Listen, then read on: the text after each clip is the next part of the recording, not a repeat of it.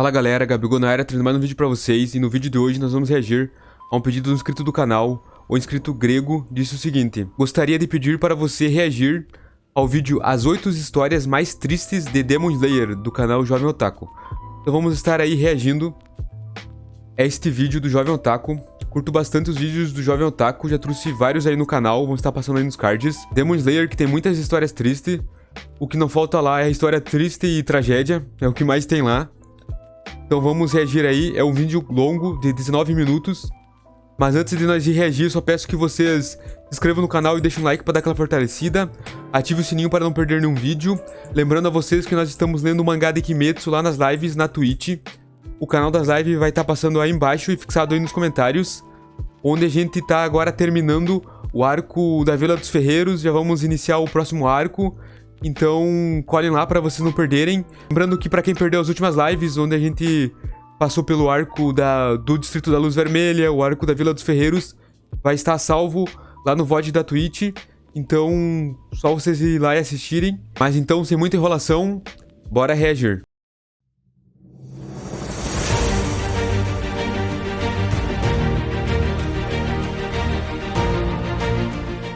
Como vocês sabem, Demon Slayer é um anime com muitas lutas, mas também ele tem uma muitas boa tragédias. narrativa. Porém, muitos personagens tiveram uma história muito triste, e isso influenciou no que eles são hoje. Por isso, nesse vídeo, eu vou te mostrar as histórias mais tristes de Demon Slayer. Então já se prepare, que há uma história mais triste que a outra. Preparar o choro. Galera, não é só de luta e felicidade que vivem os animes. Muitos personagens tiveram uma história tão triste que dá vontade de chorar. Principalmente crianças que eram espancadas pelos seus pais, sendo que elas não fez nada pra merecer aquilo. Mas galera, sabe o que me deixa ainda mais triste? É quando você entra no vídeo e não deixa o like. Deixa o like e se inscreva no canal, porque isso me ajuda muito e me deixa muito feliz. Mas então, vamos para as histórias. E para começar, nada mais justo do que pela história do protagonista, não é mesmo? Bom, o Tanjiro nasceu em uma montanha como o filho mais velho da família. Depois que os seus 5 irmãos mais novos nasceram, ele adotou a ideia de que, como o filho mais velho, ele deveria ser forte e suportar todos os problemas por eles. Embora a família não tivesse um bom estilo de vida, eles viviam felizes e demonstravam muito amor e cuidado um pelo outro. Crescendo, o Tanjiro aprendeu técnicas de queima de carvão e era responsável pela venda do carvão na cidade, para ganhar dinheiro para sua família. No anime. Por ele ser o filho mais velho, ele era muito apegado ao seu pai, e o seu pai também era muito próximo dele. Mas o seu pai começou a ficar doente e não conseguia mais fazer muitas coisas, até um dia em que o seu pai morreu pela doença. Só isso já é muito triste, mas a Eles falam qual doença era? Em uma manhã, o Tanjiro se preparou para partir para a cidade vizinha e vender carvão para os moradores. Ao chegar na cidade, os moradores pediram ajuda para ele, e por isso, ele só foi voltar para casa quando estava anoitecendo. Mas ele foi parado por um homem que pediu que ele passasse a noite na sua casa, porque subir a montanha à noite poderia ser perigoso. Mesmo que o Tanjiro não quisesse, o homem insistiu tanto que ele decidiu ficar. E no dia seguinte, esse homem tava quando o Tanjiro estava voltando para casa, com ele vê a sua irmã Muzan inconsciente e ferida deitada na neve. Então ele percebe que toda a sua família foi massacrada por um monstro. A única que ainda respirava era a sua irmã Nezuko. O Tanjiro ainda tenta pegar a sua irmã para levar ela no médico, mas aí ele descobre que a sua irmã se tornou um demônio e ainda tentou matar ele. Galera, a história do Tanjiro é muito triste. Em apenas uma noite, ele perdeu toda a sua família, e a única sobrevivente ainda se tornou um monstro. Mas mesmo assim, ele não desistiu de salvar a sua irmã, e o resto vocês já sabem, não é mesmo? E como próximo, temos o Inosuke Hashibira. A história do Inosuke é muito triste, e tudo começou com a sua mãe. A sua mãe deu à luz ao Inosuke com 17 anos e estava em um relacionamento abusivo com o pai do Inosuke e também com a sua sogra, que intimidava ela todo dia. O seu pai muitas vezes batia na sua mãe e também no próprio Inosuke. Então um dia, enquanto seu marido estava batendo nela, ela mordeu a mão do seu marido, agarrou o Inosuke e fugiu da sua casa abusiva, fugindo descalça pela neve. Como ela não tinha pais ou irmãos e nenhum lugar para ir, ela correu até chegar no culto da fé do paraíso e se refugiou como uma das adoradores do Doma, que era o líder do culto. O sádico. Mas se você acha que o marido dela ia deixar ela fugir, você está enganado. O seu marido e a sua sogra perseguiram ela até o culto, e quando chegaram lá, eles começaram a fazer muito barulho. Então o Doma matou eles por serem barulhentos e abandonou os seus cadáveres nas montanhas. Então ela viveu lá feliz com o seu filho e adorava cantar pro Inosuke. Mas essa felicidade durou pouco. Durou até que ela suspeitou que os adoradores estavam sendo comidos pelo Doma. Então ela acusou o Doma de mentir para os seus seguidores e saiu correndo do templo com Inosuke nos braços e tentou passar pela floresta, mas ela deu de cara com um penhasco. Em seus momentos finais, ela se desculpou com Inosuke por falhar em protegê-lo e joga ele no rio como uma tentativa de salvar a sua vida. E no final, ela acabou sendo morta e comida pelo Doma. Era o destino dele matar o Doma. Como um bebê, conseguiu sobreviver e foi criado por uma destino família do Inosuke de matar ele. Ele cresceu como um animal selvagem, sem saber o que são sentimentos. Pobre da mãe do Inosuke. Temos a Kanao. Ela era muito azarada, velho. A Kanao vivia um estilo de vida muito pobre. Os seus pais eram incrivelmente abusivos com ela e com os seus irmãos, espancando e afogando eles se eles fizessem alguma coisa de que os seus pais não gostavam. Até mesmo chorar ou demonstrar que estava sentindo dor já era um motivo para eles serem ainda mais punidos pelos seus pais. Em uma certa manhã, ela encontrou vários corpos dos seus irmãos que já estavam frios, o que significava que eles não aguentaram o espancamento da noite anterior e acabaram morrendo. O choque de ver os seus irmãos mortos afetou tanto ela que ela se quebrou psicologicamente, perdendo todo tipo de sentimento. Pobre da Kanao. Além dos seus pais já fazerem ela ficar assim, ainda venderam a coitadinha da Kanao como escrava. Não tem como, esses pais não prestam. Enquanto ela estava sendo levada, amarrada na cintura por uma corda presa pela pessoa que comprou ela, elas foram abordadas pelas irmãs Kocho. Depois de confirmar que ela era uma escrava, a Shinobu distraiu o homem jogando dinheiro pro alto. Quando ele soltou a corda surpreso, ela agarrou a menina e as irmãs escaparam com a Kanao para a mansão das borboletas. Mas como ela não tinha sentimentos e nem fazia escolhas por conta própria, a Shinobu achou que ela era uma inútil. Mas a Kanai deu uma moeda pra ela e falou pra ela jogar se precisar da ajuda pra tomar alguma decisão. A Kanao tem uma história muito triste. Que bom que pelo menos ela teve um final feliz, longe daqueles pais. Pois é, Próximo temos o Tenjin Uzui.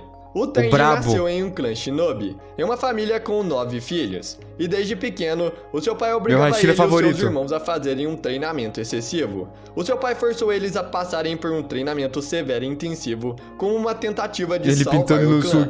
E ainda influenciou eles a acreditarem que eles precisavam tirar vidas inocentes em seu benefício. E também que as suas esposas só servem para ter descendentes, e nada mais que isso. Esse pai quer ganhar o prêmio do pai do ano, só pode. E por causa desse treinamento, 3 dos seus 9 irmãos morreram antes mesmo de fazerem 10 anos de idade. Com os 6 irmãos restantes, o pai deles obrigou eles a matarem uns aos outros, mas mandou eles cobrirem o rosto com máscaras para nenhum deles descobrir que estão lutando contra os seus irmãos. O Tenji acabou descobrindo o plano do seu pai, mas só depois de já ter matado 2 dos seus irmãos. Então, quando o Tenjin tinha 15 anos, 7 dos seus irmãos já tinham morrido, deixando apenas ele e o seu irmão mais novo. Como seu último irmão restante adotou a mesma mentalidade do seu pai e não se importava por matar os seus outros irmãos, o Tenjin ficou chocado e decidiu deixar o seu clã permanentemente. Então ele deixou a aldeia com as suas 3 esposas, sem lutar contra o seu irmão. E depois disso, ele procurou o Kagaya para se tornar um caçador de Oni. E seguindo, temos o Sanemi Shinazugawa. Só tem pai desnaturado em Demon Slayer, né, mano? Velho de 7 filhos e vivia com os seus pais. A Sanemi é uma das mais tristes. E quase sempre agredia os seus filhos e a sua esposa. Mas só ter um pai abusivo ainda é pouco na vida do Sanemi. Depois de um tempo, o seu pai foi esfaqueado e morto por alguém que tinha rancor contra ele. Depois disso, o Sanemi e o seu irmão Genia resolveram apoiar a sua mãe e a sua família. Em um dia, a mãe do Sanemi não voltou para casa, então o Sanemi saiu para procurar ela, e ele a encontrou e percebeu que ela tinha se tornado um Oni, mas ele não conseguiu impedir ela de voltar para casa e matar 5 dos seus irmãos. E antes que ela pudesse matar o Genia, o Sanemi pula com ela pela janela, para a rua abaixo, e ele estava com uma faca na mão. Então ele lutou contra a sua mãe e conseguiu cortar ela e deixar ela lá Sanemi... até o sol nascer e queimar ela. Depois disso, o Sanemi abandonou Genya e começou a muito caçar forte Onis pra por conta conseguir fazer própria, uma coisa dessas. sem nenhum conhecimento dos caçadores ou das lâminas de Nichirin. Ele, em vez disso, se armou com uma infinidade de armas e lutou contra os Onis à noite, incapacitando e capturando eles até o amanhecer.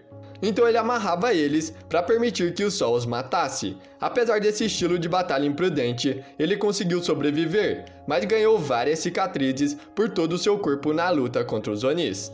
Enquanto vagava pela terra caçando os Onis, ele finalmente conheceu um verdadeiro caçador de Onis, que ajudou ele e o apresentou a um treinador adequado. Depois de completar o seu treinamento, os dois se uniram para derrotar o então nível inferior 1 dos 12 luas. Mas o seu amigo acabou morrendo na batalha, e só Isso daí eu não sabia, isso aí... pro Hashira do Vento. O Sanemi perdeu seu pai, o que não fez muita diferença, mas ele também perdeu a sua mãe, 5 dos seus irmãos e o seu melhor amigo. A história do Sanemi é uma das mais tristes do anime. E próximo, temos o Kagai Ubuyashiki. Aquela parte ele eu não sabia é da sobre o amigo dele. Ubuyashiki, a mesma família do Kagai Ubuyashiki. O Muzan, antes de se tornar um Oni, era uma pessoa muito doente. Mas depois que ele se tornou um Oni, isso fez com que caísse uma maldição na família Ubuyashiki, onde todas as pessoas que nascessem na família iriam ter a doença que o Muzan tinha. Então com o Kagai não ia ser diferente. A doença em si é uma doença genética transmitida de geração em geração na sua família. Ela deixa todos da família Ubuyashiki com corpos fracos e uma vida útil de menos de 30 anos. E além de ter essa doença, o Kagaya se tornou o líder dos caçadores de Onis, quando tinha apenas 4 anos de idade. Com 4 anos, ele já ganhou a responsabilidade da vida de vários caçadores. 4 anos? Eu com 4 anos não sabia nem contar no dedo. Exato. Imagina comandar um esquadrão inteiro. Deve ter sido muito difícil pro Kagaya. Ele conheceu a Amane quando ele tinha 13 anos, e ela já tinha 17 anos. Ela foi muito bem selecionada por um sacerdote para se tornar a esposa do Kagaya, a fim de cuidar das suas necessidades médicas. Mas ele só concordou com o casamento se ela quisesse cuidar dele por vontade própria. O Kagaya foi um homem muito bom. Ele não merecia ter ganhado essa responsabilidade tão novo, e muito menos essa doença. Exato. Pera aí, uma pausa. E agora eu fiquei em choque. Mas essa do Ubuyashiki eu não sabia que o Muzan era da mesma família que ele. Então, essa doença é provocada porque o Muzan era da família do Ubuyashiki, são da mesma família. Então, na verdade, o sobrenome do Muzan é Ubuyashiki. Dele mudou pra Kibutsuji. Será que é isso? Todos da família dele tiveram essa doença também, não podem ir no sol, vão morrer mais cedo. Só que ele teve uma cura, uma semi-cura, que transformou ele em Oni. E por ele ter tomado essa cura e ter sido transformado em Oni, todos da família dele obtiveram a doença dele. E daí todos eles morrem muito cedo. E ficam deformados daquele jeito o rosto. E então o Ubuyashiki quer matar os Onis, não só porque eles são Onis e fazem mal pra humanidade, mas porque ele quer, tipo, se vingar do Muzan, e também pra livrar as próximas gerações dessa doença. Caralho, mano, disso eu não sabia. Fiquei em choque agora. Vamos continuar o vídeo. E próximo, temos o Obanai Goro. O Obanai eu também nasceu em um clã não de conheço a história dele. Que vivia das riquezas que foram roubadas daqueles que foram mortos pelo Oni que eles adoravam. Esse Oni assumiu a forma de uma mulher com a parte inferior do corpo e o seu rosto de cobra. E também, ela tinha um grande gosto por bebês recém-nascidos, que é o que a família sacrificava para ela em troca das suas riquezas. O Obanai foi o primeiro menino nascido na família em 370 anos, e por causa disso, ele vivia trancado em uma gaiola de madeira. O Oni Serpente gostou do Obanai, já que ele era um menino raro com um olho de cada cor, e por causa disso, ela passava as noites rastejando em volta da sua jaula no escuro e olhando para ele, o que assustava muito o Obanai, tanto que ele não conseguia nem dormir. Quando ele fez 12 anos, Obanai finalmente teve permissão para deixar a sua cela pela primeira vez em toda a sua vida. Ele foi levado para uma sala que parecia ser um santuário e foi colocado cara a cara com o Oni Serpente pela primeira vez, fazendo ele sentir muito medo. Imagina. Porque era a mesma coisa que vivia rastejando em volta da sua cela. Então o Oni começou a cortar a sua boca para deixar ela mais larga, cortando até as suas orelhas para combinar com a boca dela, porque ela dizia gostar dele. Agora de volta à sua cela com o ferimento coberto por uma bandagem, o Obanai começou a pensar apenas Por isso que ele usa em aquilo na escapar boca. e sobreviver ao perceber que iria morrer. Então ele começou a arranhar parte da sua cela com um grampo de cabelo roubado, que ele tirou de um dos seus parentes e que usaria durante a noite para evitar que alguém percebesse a sua tentativa de fuga. Dia após dia, ele continuava cortando pouquinho por pouquinho, mas em um estado constante de preocupação e medo, e sempre tremendo de terror com a possibilidade do que aconteceria se o Oni Serpente ou a sua família descobrissem a sua tentativa de fugir. O único ser em que ele podia confiar era uma pequena cobra que de alguma forma entrou na sua jaula e se tornou seu único amigo, a Por isso que ele tem a Kaburamaru. cobra. Depois Que de um foda. tempo fazendo isso, o Obanai finalmente conseguiu cortar um pedaço de madeira da sua cela. Então ele correu o mais rápido que podia no meio da noite. Enquanto ele corria, o Oni Serpente começou a persegui-lo, quase alcançando e matando ele. Mas o antigo Hashira das Chamas apareceu e salvou o Obanai. Por causa da Rengoku fuga do lindo, Obanai, foda. o Oni Serpente matou todos os parentes dele, e o único sobrevivente foi a sua prima mais velha, que também tinha sido salva pelo Hashira. Quando ele se encontrou com a sua prima rejeitou ele e começou a atacar ele violentamente por ela culpar ele pela morte da sua família. Então ela grita com ele que ele deveria ter deixado o Oni comer ele. Por causa dessas palavras duras da sua prima e também do seu próprio sentimento de culpa, o Obanai decidiu se juntar aos caçadores de Onis E nem a descontar prima. toda a sua raiva em qualquer Oni que ele encontrar. Que imaginando desgraçada, que velho. se sentiria uma pessoa melhor se arriscasse a sua vida pelo bem dos outros. Pobre e que de Obanai. alguma forma isso aliviasse a sua culpa. O Obanai, na minha opinião, foi o que mais sofreu até agora. Ele só também queria acho. sobreviver como qualquer outro. Não é certo o que a sua família fazia de dar os seus filhos Não é para o mesmo. Oni comer, em troca de dinheiro. Mais E triste até próximo, agora mesmo. temos o Akaza. E pra quem viu o filme, Nossa, o deve Akaza. achar que o Akaza é um Oni muito mal. Sim, Mas a verdade eu sei a é que história dele. aconteceram Eu amo o várias Akaza. coisas pra ele ter ficado Meu assim. Oni favorito. O Akaza, quando era humano, tinha o nome de Hakuji. O Hakuji nasceu e foi criado nas favelas. Ele era filho de um pai doente que ele amava muito. Então, para pagar os remédios do seu pai, ele começou a roubar as pessoas na cidade. Mas ele foi pego 3 vezes. E quando estava preso, ele foi espancado e marcado com tatuagens que só criminosos tinham. E ainda foi ameaçado de cortar os seus braços na próxima vez que fosse pego. Eles até mesmo chamavam ele de criança demônio. Quando ele Caralho. voltou para casa, após a sua 3ª surra, o morador disse para ele que o seu pai, quando soube da sua prisão, se enforcou e deixou uma carta para ele. Na carta, o seu pai dizia que queria que o Hakuji vivesse uma vida plena e não queria tomar remédio se os ganhassem por meio desonestos. E com as suas tatuagens criminosas e sem casa para onde voltar, ele acabou sendo banido da favela. Então, triste pela perda do seu pai e furioso com a sociedade em que vivia, onde ele não podia pagar os remédios do seu pai, ele começou a brigar com as pessoas e espancar todo mundo. Um dia, depois que ele quase matou 7 homens adultos em uma aldeia, ele encontrou o Keizo, o dono de um dojo que ficava perto dali. Então o Hakuji desafiou ele para uma luta, mas ele perdeu muito fácil. O Keizo então levou ele para que ele pudesse cuidar da Koyuki, a sua filha doente. A mãe da Koyuki era quem cuidava dela, mas ela se afogou por causa do estresse e o Keizo teve que trabalhar como trabalhador braçal para manter eles. Então o Hakuji foi encarregado de cuidar dela. Já acostumado a cuidar do seu pai, ele não teve problemas. Um dia, ele descobriu que a Koyuki tinha sido forçada a sair e deixada lá pelo herdeiro de um dojo rival, que sempre buscou as terras do Keizo para si e impedia ele de receber novos alunos. Enfurecidos, o Keizo e o Hakuji lutaram no dojo rival, e depois de derrotarem 9 pessoas, o Hakuji fez eles prometerem nunca mais se envolverem com o seu dojo ou com a Koyuki de novo. Então, o herdeiro do dojo rival ficou com raiva, e ele pegou uma espada de verdade e foi pra cima do Hakuji. Mas ele socou a espada de lado enquanto ele atacava e ela se quebrou. Os outros membros do dojo ficaram tão impressionados com isso que aceitaram a perda e se desculparam pela grosseria do herdeiro, deixando o dojo do Keizo em paz. 2 anos depois, a saúde da Koyuki melhorou o suficiente para que ela pudesse ficar de pé e fazer as suas tarefas. O Hakuji continuou treinando como aluno do Keizo e o dojo começou a crescer.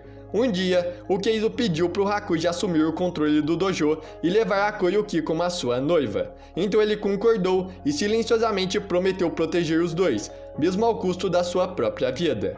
E em um festival, a Koyuki contou para ele sobre o seu passado, perguntando se ele realmente concordava com a proposta do seu pai. Então ele reafirmou para ela que sim e prometeu proteger ela pelo resto da sua vida.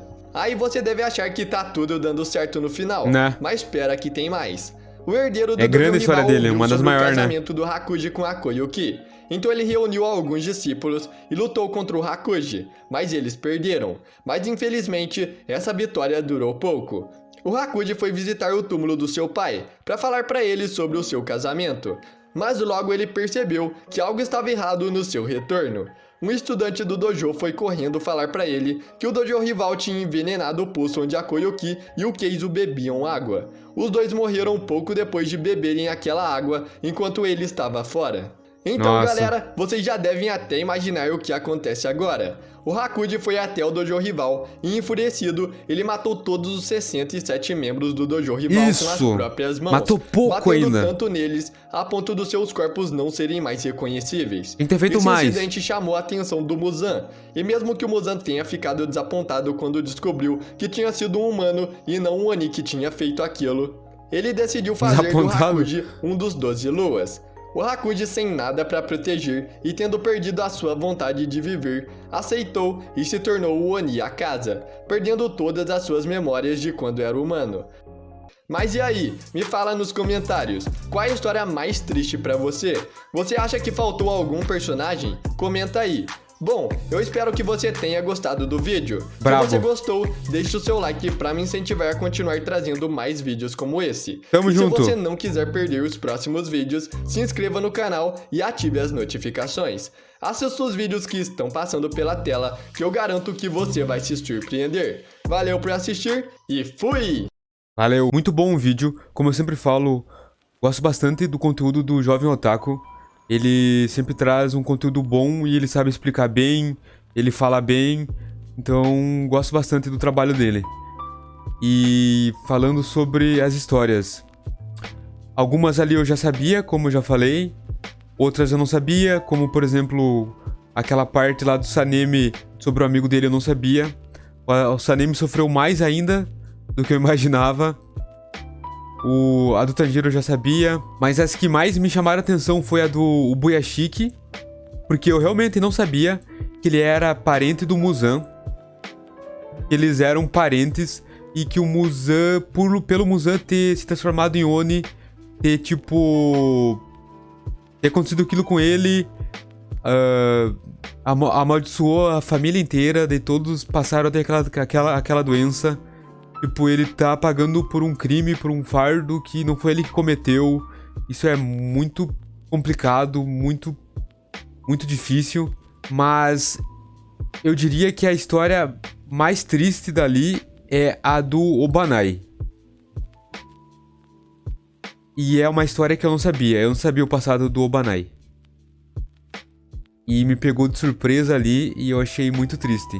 Eu que nas últimas lives de Demon Slayer tinha falado que não tinha curtido muito ele, porque ele era muito sério, muito certinho, seguia muitas regras, mas sempre tem uma explicação do porquê isso. Eu sabia que uma hora ela viria e aí tá a explicação. Ele sofreu muito, ele só queria viver, ele desde sempre ficou preso, ele ia ser sacrificado, a família dele sacrificava as crianças para aquele Oni. Legal que ele ainda não ficou traumatizado e ele ainda assim tem aquela cobra amiga dele que ajuda ele nas batalhas. Ele também teve tipo uma parada parecida com a história do Coringa. Why So Serious, não é mesmo? O Oni cortou a boca dele ali. Muito pesado, cara. Realmente o Banai sofreu muito. E o Akaza eu já sabia da história. Eu que tinha ficado revoltado com a Akaza quando ele matou o Rengoku, porque o Rengoku é um dos meus Hashiras favoritos. Mas depois que eu descobri a história dele, como eu já falei em alguns vídeos, eu perdoei ele. E o Akaza se tornou o meu Lua Superior favorito. A história do Inosuke também é muito triste. A mãe dele sofreu muito. Ela tinha muito azar, dá pra se dizer assim. Porque ela se envolveu com um homem mau. Depois ela acabou entrando num culto que também não era bom. E acabou se ferrando mais ainda. A do Uzui também é bastante pesada. Eu já tinha descoberto ela lá no arco do Distrito da Luz Vermelha, que é o que ele aparece. E ele e os irmãos dele sofreram muito. E como eu falei, parece que só tem pai arrombado em Demon Slayer. Só tem pai desnaturado. Parece que é o anime dos pais do ano, tá ligado? Os pais que só fazem merda, velho. Tá louco. Se eu fosse listar e botar em uma ordem, eu diria que as histórias mais tristes são a do Obanai, a do Sanemi, a do Akaza, depois a do... Depois da Kanao, do Inosuke, do Buyashiki, do Tanjiro e do Uzui. Mas ainda assim são histórias muito tristes. E eu tô ligado que tem mais histórias tristes, como por exemplo a da Daki e do Gyotaro, que eu acho que pra mim ela deveria estar aí. E pra mim a história da Daki e do Gyotaro é a mais triste de todas. Na minha opinião. Mas, inclusive, me deixem aí nos comentários qual é a história mais triste de Demon Slayer que vocês acham. Se vocês fossem botar essas 8 histórias do vídeo em uma ordem, qual seria essa ordem de vocês? Me deixem aí nos comentários também que eu tenho essa curiosidade. Mas foi um ótimo vídeo. Valeu aí pela recomendação. E, inclusive, se vocês tiverem outras recomendações de vídeos, deixem aí nos comentários. Beleza? Mas antes de terminar o vídeo, só peço que vocês se inscrevam no canal e deixem um like para dar aquela fortalecida. Ative o sininho para não perder nenhum vídeo. Lembrando que o link original do vídeo vai estar aí na descrição. Então vão lá e deixem um like para dar aquela fortalecida lá pro Jovem Otaku. Minhas redes sociais e tudo mais vão estar aí na descrição também. Me sigam no meu canal lá na roxinha, que vai estar passando aí embaixo e fixado aí nos comentários, onde nós estamos lendo o mangá de Kimetsu. Em geral é isso, tamo junto, até mais.